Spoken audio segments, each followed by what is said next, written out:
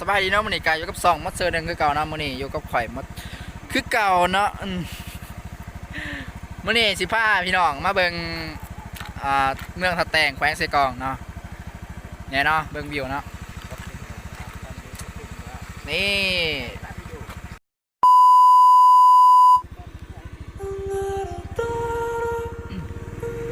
เดี๋ยวพี่น้องเดี๋ยวสิพาไปเลาะไปอันนั้นเนาะไปเบิ่งบอลที่วิวงามๆเนาะอันนี้ก็คือโมข่อยเองเนาะเป็นทานซีเดแล้วก็ทานอนุซิสเนาะเป็นลูกชิดข่อยเองนะเป็นมือกองเนาะ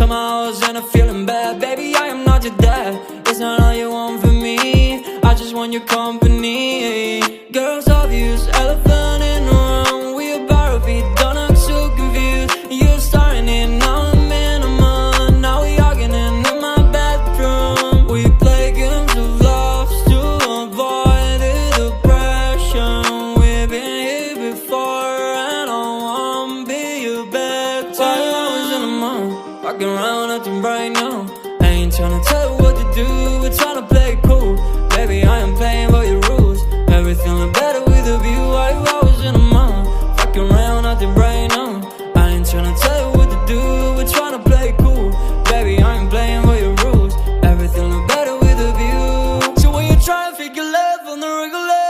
when you could be blowing up just like my cellular, I won't ever let a shawty got me, set me up. Only thing I need to know is you'll be wet enough. I'm talking slick back, kick back, I'm sipping 40s. You can play not another day with a shawty. Mismatch fits, that was way before you know me. Got a lot of love, well you better save it for me. We play games of love to avoid the depression. We've been here before and I won't be your bed. While I was in a month, walking around acting right now. I ain't tryna tell you what to do, we're tryna play it cool. Baby, I am playing by your rules. Everything look better with a view. While you always in a month, walking around acting right now. I ain't tryna tell you what to do, we're tryna play it cool. Baby, I am playing by your rules. Everything look better with a view.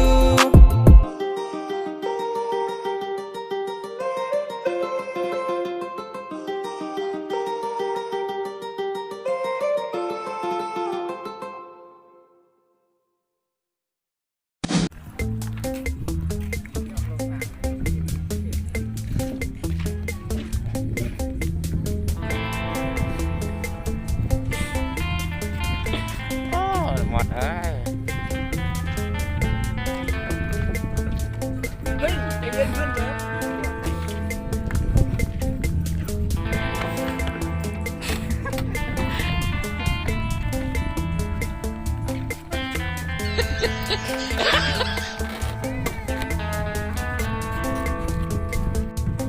นิดหน่อย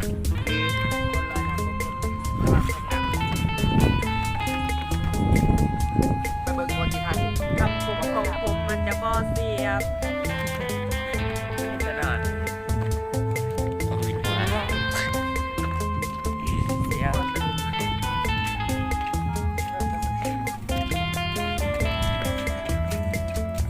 มาขอวับไปตอนถ่ายรูปเลยเนาะมาหอดแล้วท่านผู้ชมเนาะวันนี้ตอนนี้กันหอดวันที่ถ่ายรูปเนาะเป็นวันที่วิวงามเนาะไปรอเบิ่งทัวร์เลยท่านผู้ชมเบิ่งวิวนะเบิ่งวิวนะ นี่ครับนี่ก็คือไอชิแลวิลเดชมารอไว้ คำคมผมอาจจะบอเสียบแต่ว่าเกียบมันคือน้อยหน้า นี่ก็คือไอพิชิต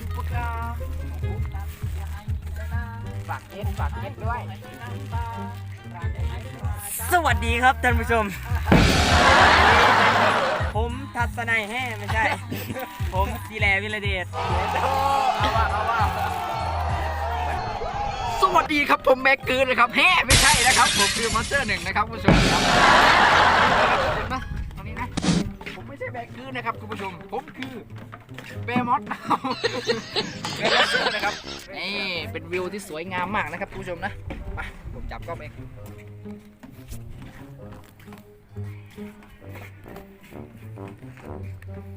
นี่นะครับคุณผู้ชมนะก็เป็นวิวที่สวยงามมากที่สุดเลยนะครับผมไม่ใช่แบกเกินนะแต่ผมแบกเกียวเอ้ย แต่ผมถ่ายเพื่อนๆให้พวกคนดูนะครับดูแบบนี่นะครับเป็นเพื่อนของผมเองนะครับเป็นไปฝากไปติดตามช่องเขาด้วยนะครับชื่อช่องมาอะไรครับไอซิดครับไอซิดนะครับผมเป็นภาษาลาวเด้อผมเป็นคนไทยเนาะนะ สวัสดีครับท่านผู้ชมแฮ่สบายดีนะจากสื่อซีแลวิลเดชฝากติดตามในเด้อซอง YouTube SSL Video นะ SSL Video นะครับผมนั่นก็เป็นช่องของท่านวิรเดชนั่นเองนะครับผมนะผู้ชมนะหล่อมากวันนั้นสิ่งที่ฉันทำไปมันไม่ดีแต่ฉันขอให้ฉันแก้ตัวอีกสักทีเมื่อเธอพร้อมก็ขอให้เธอนั้นกลับมาเธอจะรู้ว่าฉันคนนี้เป็นคนใหม่ขอโทษที่เคยทำร้ายทำให้เธอเสียใจต้องปล่อยให้เธอเดียวได้ทำให้เธอนอนร้องไห้แต่ฉันนั้นเข้าใจว่าที่ฉันทำไปทำให้เธอเสียใจและฉันนั้นทำให้เธอนั้นร้อง มีแต่พวกเราเองนะครับ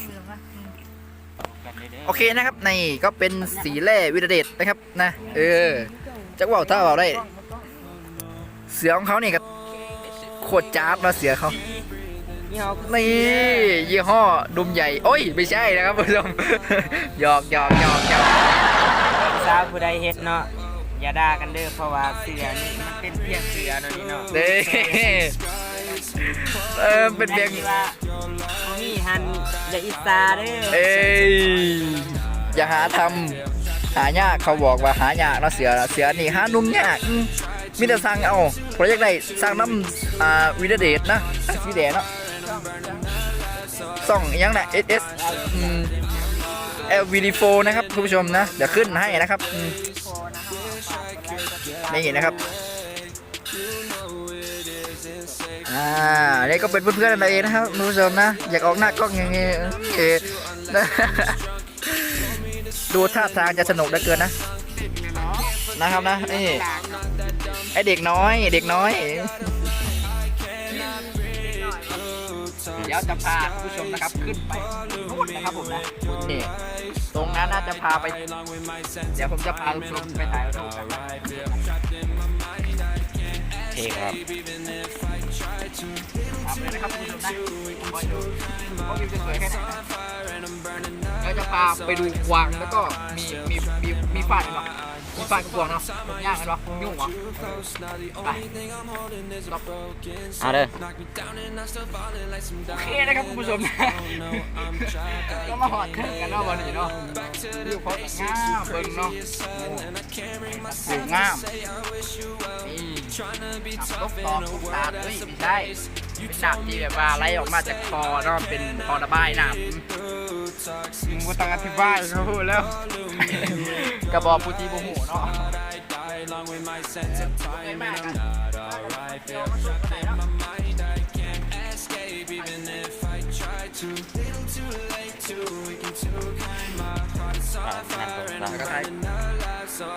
โอเคนะทุกคนเดี๋ยวจะพาไปเป็นกวางหรือว่าทุกโยกไปกันเลยมาเจอวิวที่เขาสั่งขึ้นมาใหม่เนาะใช่ไหมกระโดดเติร์ดอะไรประมาณเป็นเดือนเนี่ยเนาะคนได้ที่ผมหูกันมาวิวที่ไม่ไทยเนาะก็เห็นด้วยไม่ไทยเนาะไม่ไทยที่ว่าไม่เส้นหรอก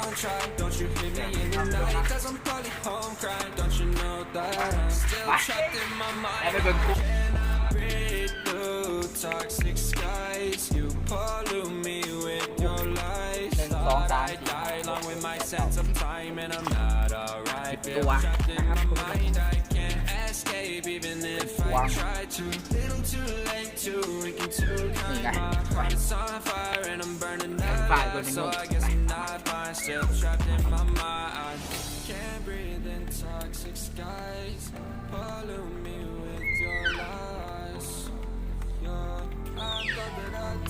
ร้องทำไมวะ ก็สวยอ่ะ โคตรงามนะครับคุณผู้ชมนะนี่ขนของเขานะครับคุณผู้ชมนะก็เป็นตัวใหญ่มากเลยตัวโคตรใหญ่อะครับนี่ขนโคตรสวยมีอยู่จำนวน3ตัวเนาะมีสีขาว4ตัวเนาะ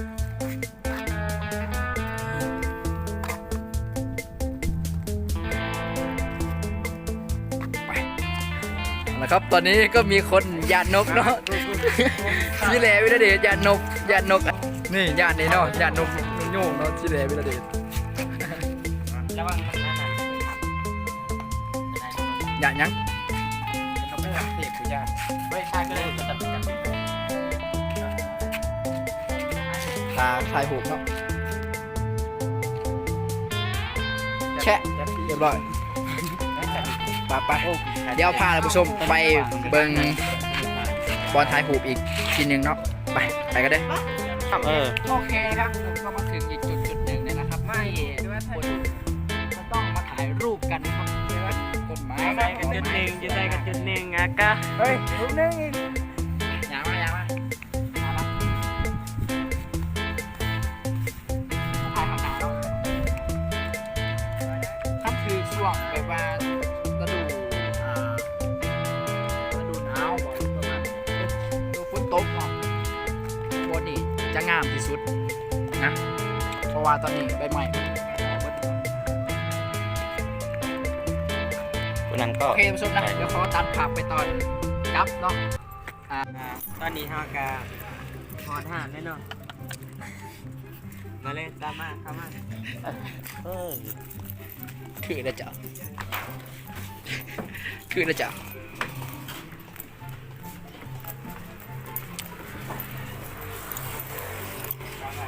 นั่งซะ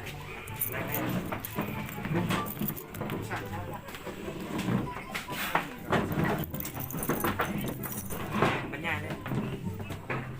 บรรยายเลยเด้อ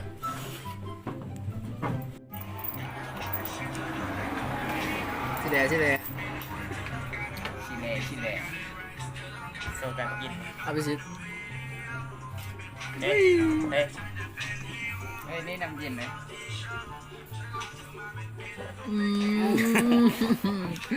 อย่างแซ่บ ตีนไก่ กินตีนเหรอกินตีนอยากกินตีนไหมไปละ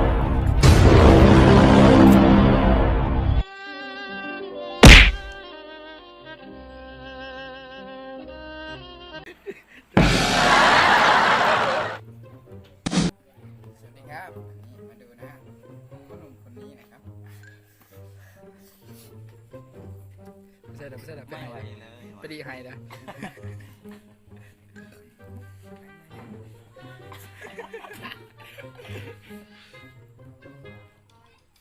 ไปละกลับละบ๊ายบาย